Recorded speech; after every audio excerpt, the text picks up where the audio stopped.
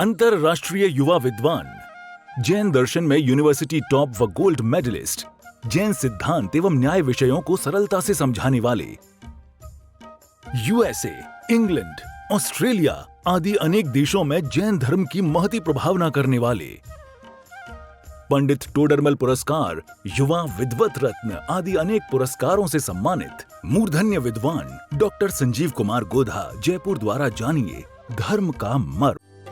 इस कार्यक्रम के प्रायोजक हैं स्वर्गीय श्री पवन जी कासलीवाल की स्मृति में उनकी धर्मपत्नी श्रीमती मधु जी कासलीवाल जयपुर एवं पुत्री दिव्या चौधरी, दामाद अरिहंत चौधरी, दोहिते शाइक चौधरी व श्रद्धान चौधरी किशनगढ़ अजमेर राजस्थान।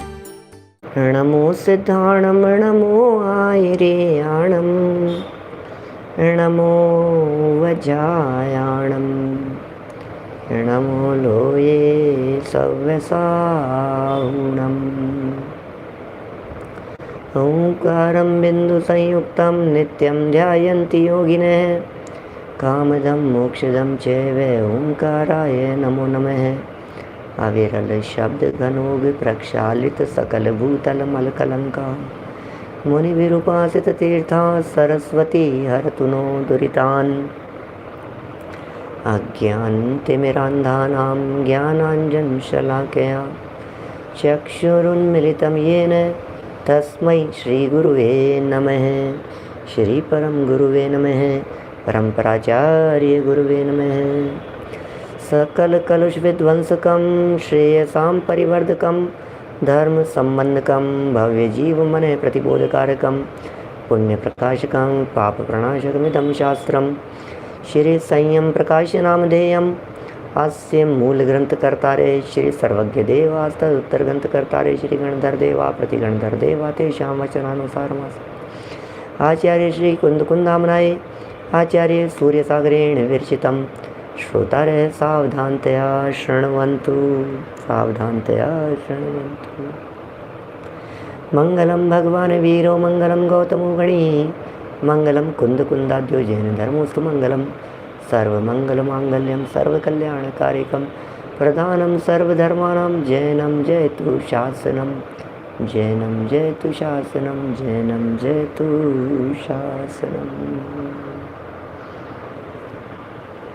संयम प्रकाश नाम का यह ग्रंथ है आचार्य सूर्य सागर जी द्वारा लिखी गई।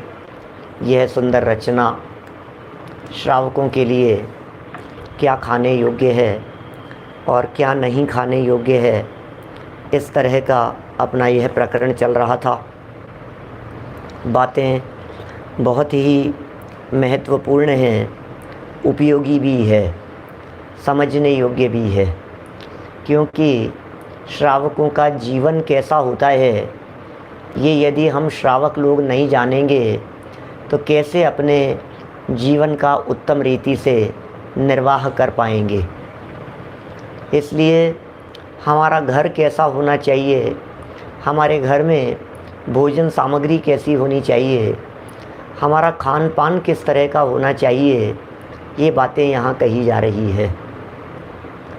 निश्चय की दृष्टि से जब कथन किए जाते हैं या विचार किया जाता है तो यह गायक भगवान आत्मा कुछ खाता पीता ही नहीं है, माने आत्मा तो कुछ खाता ही नहीं है, यह तो वस्तु स्थिति है। लेकिन फिर भी व्यावहारिक भूमिका में परद्रव्य के साथ में निमित्त नैमित्तिक संबंध की दृष्टि से देखा जावे तो हमारे परिणामों का हमारे खान पान के साथ में बहुत घना संबंध है, गहरा संबंध है। जगत में ये कहावत बहुत प्रसिद्ध है, जैसा खावे अन्न वैसा होवे मन, जैसा पीवे पानी वैसी होवे वाणी। जिस तरह का यह अन्न खाता है वैसा ही इसका मन हो जाता है।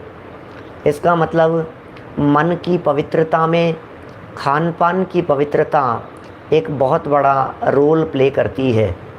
दूसरी बात यह भी है कि जब सर्व जीवों को सिद्ध समान देखते हैं, जब जगत के सर्व जीवों को ज्ञायक देखते हैं, तो हम दूसरे ज्ञायक परमात्माओं की विराधना कैसे कर सकते हैं।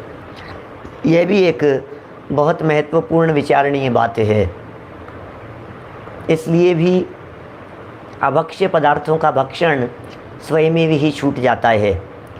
हमने कल की चर्चा में आपके बीच में 5 प्रकार के अभक्ष्यों की बातें देखी थी।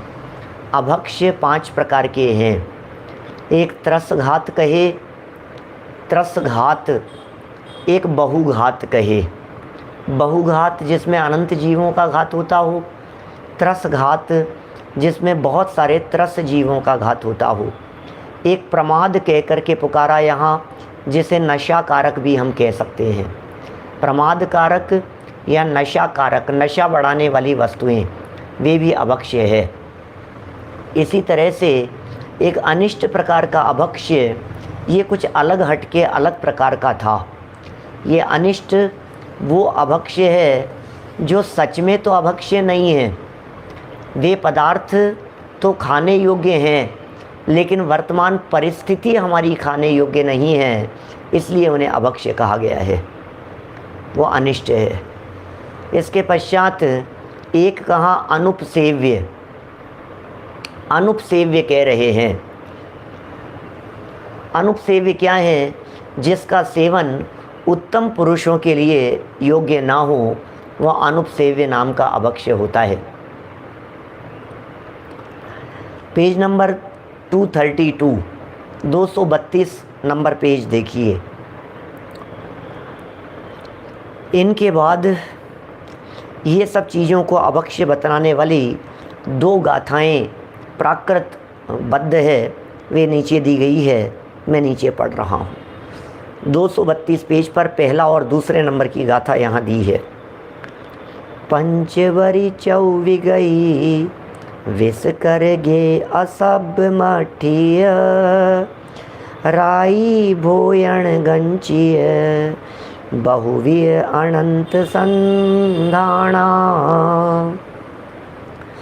गोल वड़ा वायंगण, अभुणि अनामाई पुफ फलाइम, तुच्छ फलम चलि अरसम, वज्जे वज्जाणि वावीसम। इन्हीं का अनुवाद निम्नलिखित हिंदी कवित्त में इस प्रकार है। कवित्त, कम से कम हिंदी कवित्त तो सभी लोगों को याद कर ही लेना चाहिए, जिससे बराबर 22 प्रकार के अभक्ष्यों के नाम याद हो जावे। हमें भी बचपन से याद है। ओला घोर बड़ा निशि भोजन, बहुबीजा बैंगन संधान, बड़ पीपल उमर कठूमर, पाकर फल या होय अजान, कंद मूल मेटी विष आमिष, मधमाखन अरु मदिरा पान, फल अति तोच तुषार चलित रस, जिनमत ये 22 बखान। क्या कहाँ की है ये गाथाएं?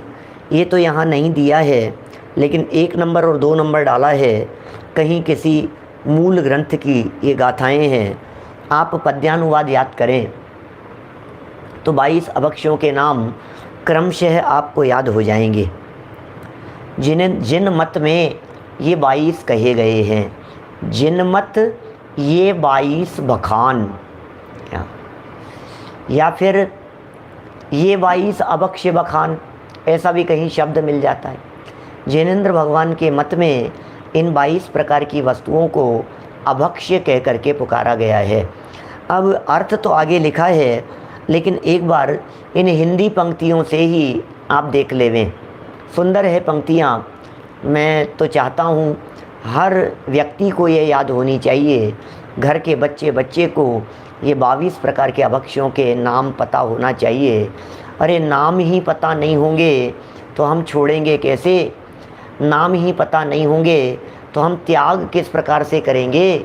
इसलिए त्याग करने के पहले इनके कम से कम नाम जान लेना ज़रूरी है। और चूंकि छंद में लिखे हुए हैं, इसलिए नाम आसानी से भी याद हो जाते हैं। ऐसे आपको 22 नाम याद करने के लिए कहें तो कठिन हो जाएगा, लेकिन चूंकि छंद है ना, तो फटाफट याद हो जाता है। और अर्थ देख लेते हैं इसका।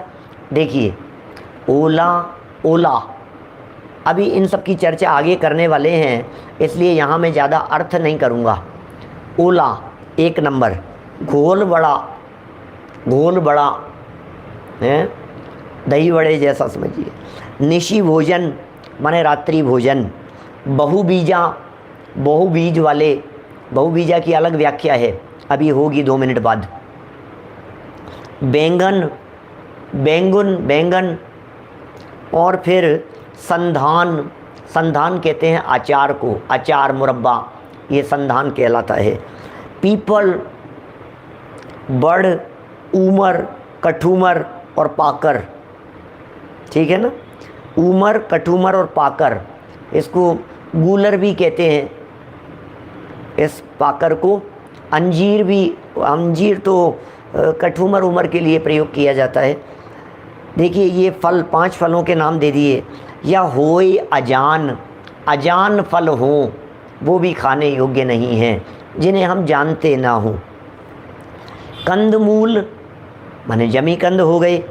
मिट्टी, मिट्टी भी अभक्ष्य है। विष माने जहर, जहर भी कोई खाते होंगे क्या? अरे जहर को अभक्ष्य कह करके कहना चाह रहे हैं, यदि आपने 22 प्रकार के अभक्ष्यों का त्याग कर लिया तो आप कभी भी जहर खा करके आत्महत्या नहीं करेंगे। हैं? कितने सुंदर शब्द हैं। आमिष, आमिष माने होता है मांस। मधु, शहद, मक्खन और मदिरा पान। फल अति तुच्छ, बहुत तुच्छ फल हो, छोटे छोटे। तुषार माने होता है बर्फ। चलित रस, रस जिसका चलायमान हो गया हो। जिन मत ये 22 बखान, जिनेंद्र भगवान के मत में ये 22 कहे गए हैं, 22 कहे गए हैं। ये 22 प्रकार के अभक्ष्य हैं। नंबर डाल लेंगे तो सब बराबर हो जाएंगे।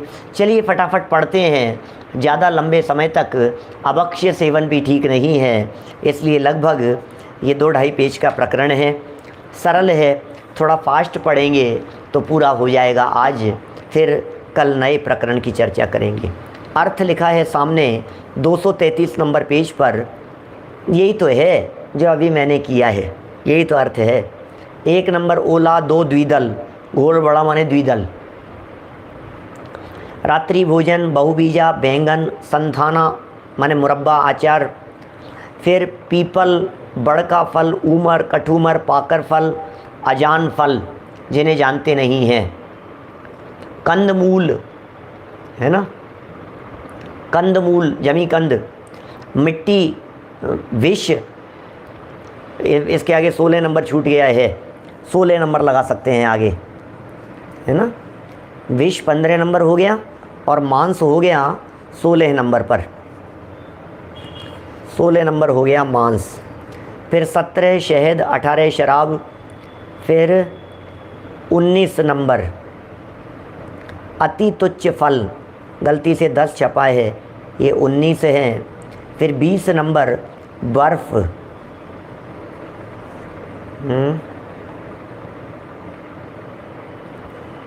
17, 18 है, 19 फल अति तुच्छ तुषार चलित रस। क्या छोड़ दिया है इन्होंने, क्या चीज़ छूट गई है? मिलान करना पड़ेगा, 1 नंबर कम हो गया है ना। चलित रस और 20 तुच्छ फल। ओला, घोल बड़ा, निशि भोजन, बहुबीजा, बैंगन, संधान, बड़, पीपल, पीपल छूट गया देखो, हैं, बड़ पीपल आ गया। बड़ पीपल, ऊमर, कठूमर, पाकर फल या होए अजान। कंदमूल, माटी, विष, आमिष, मध्य, माखन, मक्खन छूट गया है इसमें, 1 मक्खन भी छूट गया है। मध्य, माखन, मक्खन छूट गया ना, मक्खन। चलो जोड़ लेना इसके अंदर, ये सब प्रिंटिंग संबंधी मिस्टेक है, छंद में और मूल गाथाओं में तो दिए हुए ही हैं। चलिए पढ़ते हैं एक एक को अपन। ये 22 अभक्ष्य जिन मत में माने गए हैं। पहला नंबर पॉइंट ओला। ओला जानते हैं आप, राजा के राज में नहीं, माली के बाग में नहीं, खाओ तो स्वाद नहीं, फोड़ो तो गुठली नहीं। नाम बताओ जल्दी से क्या है? ऐसी पहेली पूछ लेते हैं फटाफट। क्या पहेली पूछी हमने? एक ऐसे अभक्ष्य का नाम बतलाइए। आइस नहीं, आइस अलग अभक्ष्य है। ये क्या चीज़ है? राजा के राज में नहीं, राजा के राज्य में मिलता ही नहीं है। माली के बाग में नहीं, राजा के राज में नहीं, माली के बाग में नहीं, खाओ तो स्वाद नहीं और फोड़ो तो गुठली नहीं। नाम बतलाओ अभक्ष्य का। बोले ओला। ओला 22 अभक्ष्यों में एक ऐसा अभक्ष्य है। ये आसमान से गिरता है, मिलता नहीं है कहीं बाज़ार में। बरसात के समय में गिरने वाले ओले, बारिश का बर्फ़ गिरने वाला। तो ये कह रहे हैं यहाँ, यह ओला, वर्षा में जो ओले बरसते हैं वे अभक्ष्य हैं, उन्हें खाने के काम में नहीं लेना चाहिए। वे अनंत कार्य नहीं, काय, अनंत काय रूप जीवों की उत्पत्ति स्थान है। उनके भक्षण में अनंत जीवों की हिंसा होती है। ऐसा ओला नहीं खाना चाहिए। बरसात के ओले बच्चों को बहुत पसंद आते हैं। फटाफट बरसात में गिर रहे हो, मान लो छत पर गिर रहे हो, बालकनी में गिर रहे हो, उठा के खाने लगते हैं उन्हें। नहीं भाई, ये अभक्ष्य है, ये खाने योग्य नहीं है। देखो, ओला छोड़ने के लिए कह रहे हैं। ओला वो नहीं, ओला उबर वाली, ठीक है ना वैभव जी? ये ओला छोड़ना है अपने को। लेकिन वो ओला जो क्या कहते हैं उसे, कैब आती है ना, ओला, वो नहीं छोड़नी है। दूसरे नंबर पर घोर बड़ा, क्या इसका कथन आगे भोजन मर्यादा में करेंगे। घोर बड़ा दही बड़े जैसा है। ऊपर द्विदल शब्द का प्रयोग कर दिया था, इसके लिए द्विदल। दही बड़ा होता है ना, दही बड़ा। अब दही के साथ में बड़ा दाल का बनता है, वो दही बड़े खाने का बहुत शौक होता है सबको, लेकिन वो तो अभक्ष्य है। त्रस्त जीवों का घात हो रहा है उसके अंदर, ये छोड़ने योग्य है। 3 नंबर निशी भोजन, रात्रि भोजन की पहले बहुत विस्तार से चर्चा हो चुकी है ना। फिर 4 नंबर पर है बहुबीजा। बहुबीजा किसे कहते हैं? जिस वस्तु में बहुत सारे बीज हो वो बहुबीजा नहीं है। क्या बहुबीजा क्या है? बहुबीजा किसे कहते हैं? क्या? तो ये कह रहे हैं जिन फलों में खड़ीधारी हो, खड़ीधारी तो हो और आड़ीधारी ना हो, वे बहुबीजा कहलाते हैं। उदाहरण दिया, जैसे पोस्त, अरंड ककड़ी, हजार ककड़ी, माने बिल्कुल छोटे केले तथा बहुत बड़े केले जिनमें काली धारी होती है, कटहली, सत्यानाशी जिसे कहते हैं, इत्यादि फल बहुबीजाएँ हैं। अभी नीचे बतलाया है, देखिए कहा भी है। इस बहुबीजा की पहचान कैसे करेंगे वो यहाँ समझ में आएगा। देखिए, अंड पपीता केला पोस्त, इन सब को कर त्याग उदोत, जिन बहुबीजों के घर नाही, ते सब बहुबीजा कहलाई। क्या कहा? वापस अर्थ देखिए नीचे। अंड पपीता, कोकोई केला, अफीम के दाने को बहुबीजा कहते हैं। जिनके दाने, अब परिभाषा बतला रहे हैं, आप निर्णय करें किसी भी वस्तु को खाते समय ये बहुबीजा है या नहीं है, इसका निर्णय आप स्वयं करें। इस चीज़ को बहुबीजा में शामिल करेंगे या नहीं करेंगे, ये आप देखना। जिनके दाने तो अनेक हों, दाने का मतलब बीज, जिनमें दाने मतलब बीज तो बहुत सारे हों और घर एक हों, वे बहुबीज कहलाते हैं।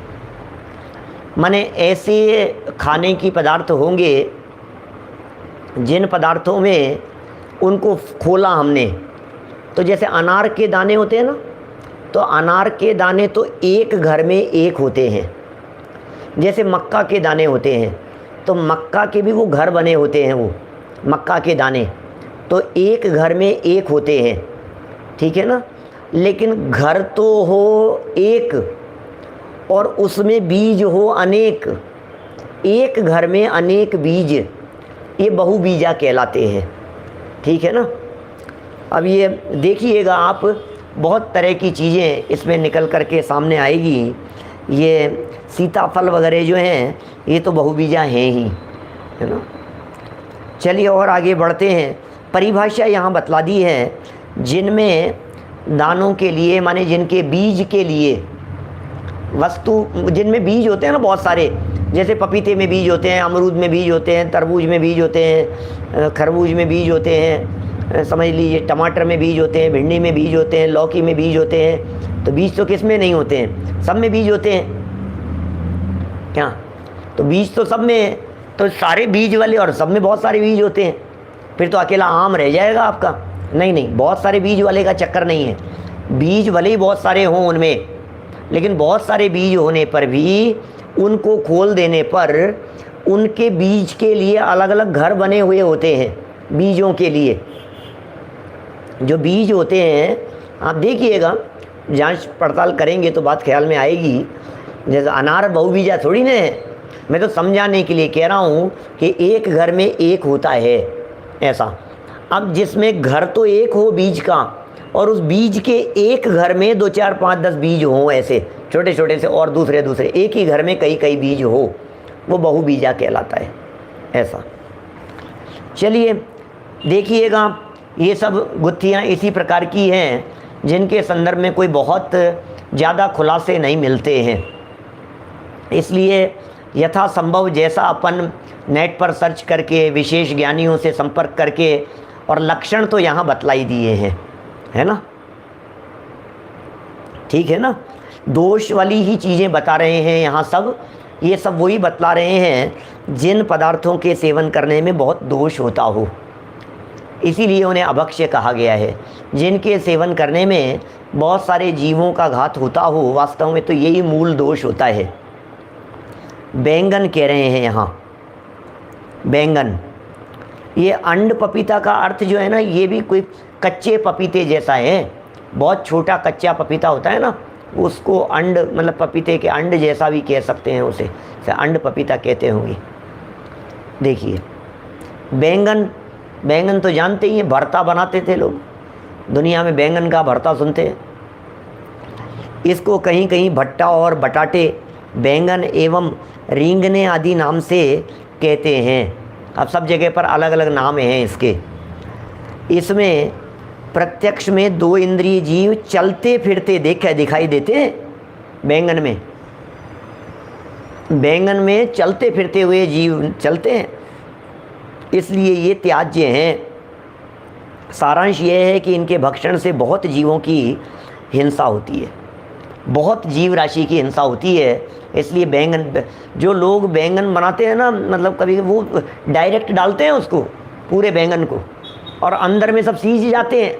क्या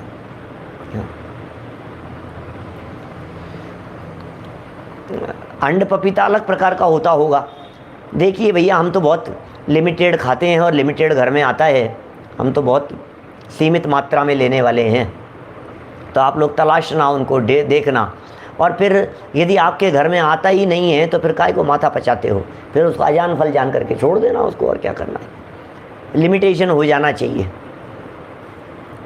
देखो संधान की तरफ बढ़े भाई साहब, क्या करें, जब जिसको पहचानते नहीं हैं उसमें इतना टेंशन लेने का क्या काम है। जिस चीज़ को नहीं पहचानते हैं वो तो वैसे ही अभक्ष्य हो गई, इसलिए तो बहुत अच्छा है कि हम उसे नहीं पहचानते हैं। अरे जिससे हमारी जान पहचान ही नहीं है उसको क्यों खाएंगे हम? क्या अपने परिचित लोग कम हैं क्या? आप भी अनजान व्यक्ति का माथा नहीं खाते हैं, जानकार का ही खाते हैं बैठ करके। माथा खाने की नहीं कह रहा हूँ, अभक्ष्य का प्रकरण चल रहा है यहाँ। तो बैंगन हो गया। संधान देखिए, संधान क्या चीज़ है। इस कार्यक्रम के प्रायोजक हैं स्वर्गीय श्री पवन जी कासलीवाल की स्मृति में उनकी धर्मपत्नी श्रीमती मधु जी कासलीवाल जयपुर एवं पुत्री दिव्या चौधरी, दामाद अरिहंत चौधरी, दोहिते शाइक चौधरी व श्रद्धान चौधरी किशनगढ़ अजमेर राजस्थान।